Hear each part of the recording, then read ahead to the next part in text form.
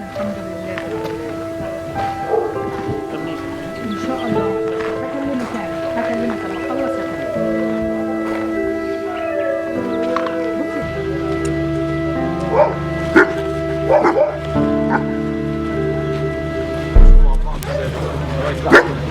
مع بعض ازاي؟ انا عندي 5 كلاب، فعندي مشاكلي دايما ان انا ما بعرفش اعمل عليهم كنترول وانا ماشيه، سبيشالي جولدن ان هي بتجري ورا القطط، او بتبقى اي كلب او حاجه بتاخد الاتنشن بتاعها وانا ماشيه، فده بيبقى صعب عليا ان انا امشيهم كل يوم، ان انا اعمل كنترول ان انا امشي ال5 ده بيبقى صعب.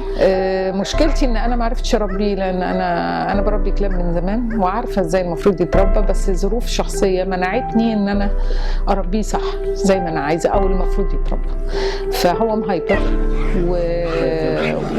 وللاسف ما بياخدش حقه عندي كويس.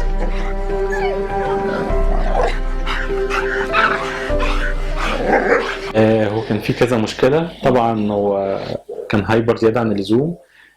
في المشي جنبي كان على طول هو اللي بيشدني ويطلع يجري مني، بيسمعش الكلام، بس تقريبا يعني. مخرب. هو مخرب. تمام.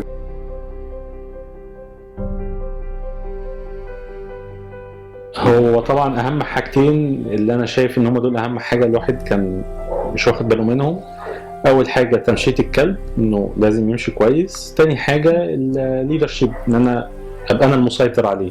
النهارده جاب نتيجه حلوه جدا مع المشي، ازاي الانستراكشن اللي عملتوها في المشي، ولسه هجيبه تاني علشان خاطر حاسه انه جايب نتيجه معاكم.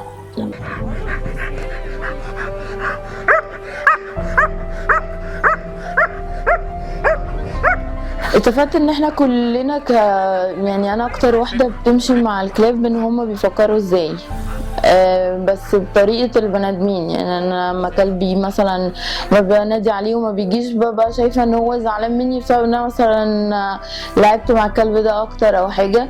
بس اللي انا استوعبته النهارده ان الكلاب ما بتفكرش زينا، هما بيفكروا بطريقه تانية. حتى احنا بيبقى رد فعلنا او رد فعلنا عليهم او حاجه، والاكشن اللي بناخده كبني ادمين، مش كتفكيرهم هما ماشي ازاي. يعني ظبطت فيه حته انه ما يهجمش الكلاب التانية.